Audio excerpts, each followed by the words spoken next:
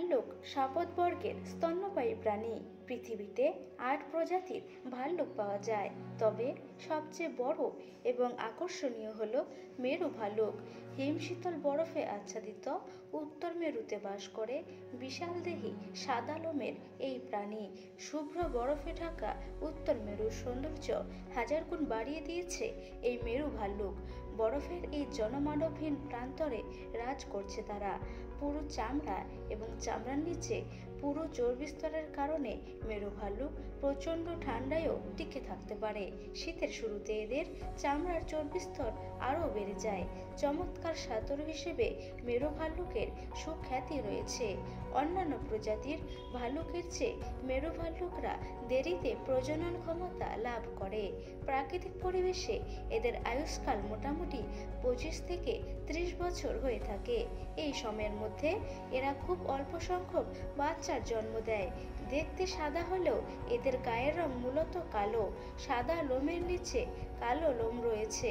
এদের গায়ের লোম স্বচ্ছ হওয়ায় সাদা রঙের প্রতিফলন বেশি হয়, এজন্য এদের শুভ্র দেখায়। অবাক করা বিষয় হলো মেরু ভাল্লুক স্থলের কোনো প্রাণী নয় এবং এটিকে সামুদ্রিক প্রাণী হিসেবে গণ্য করা হয়, কেননা খাদ্য, প্রজনন, বাসস্থানের জন্য এরা সমুদ্রের বরফের ওপর সম্পূর্ণ নির্ভরশীল। বিভিন্ন জলচর এবং স্থলজ প্রাণী মেরু ভাল্লুকের খাদ্যের উৎস। বিভিন্ন প্রজাতির সিল মাছ এদের প্রিয় খাদ্য। এছাড়াও মৃত তিমিসহ হরেক রকম মাংসাদি প্রাণী এরা খায়। এরা অন্যান্য ভাল্লুকদের মতো আধা নিরামিষাশী নয়, এরা পুরোপুরি মাংসাশী। মেরু অঞ্চলে তাপমাত্রা থাকে শূন্যের নিচে। এই হিম ঠান্ডায় সারা বছর মেরুতে দাপিয়ে বেড়ায় মেরু ভাল্লুকরা। বাচ্চা ফোটানোর সময় হলে মা ভাল্লুক হন্যে হয়ে নিরাপদ জায়গা খুঁজতে থাকে। সমুদ্র তীর থেকে কয়েক কিলোমিটার দূরে পছন্দসই কোনো জায়গা পেলে বরফ খুঁড়তে আরম্ভ করে। তারপর কয়েক মাসের জন্য মা ভাল্লুক গর্তে ঢুকে যায়।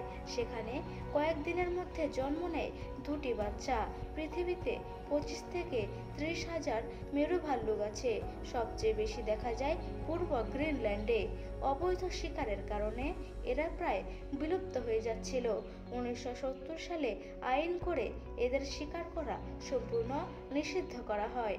তবে বিশ্ব উষ্ণায়নের জেরে অদূর ভবিষ্যতে যেসব প্রজাতির প্রাণী পৃথিবী থেকে বিলুপ্ত হয়ে যাবে, সেই লাল তালিকায় প্রথমেই রয়েছে মেরু ভাল্লুক।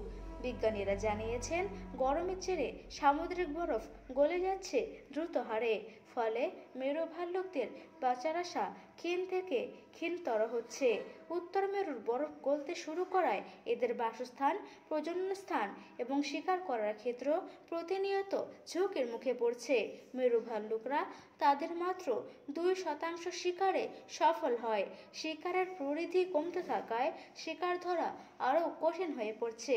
ফলে খাদ্যাভাবে অনেক ভাল্লুকই মৃত্যুর মুখে পতিত হচ্ছে। বন্ধুরা, আমার আজকের ভিডিওটি এ পর্যন্তই। ভালো লাগলে চ্যানেলটি সাবস্ক্রাইব করে পাশে থাকবেন।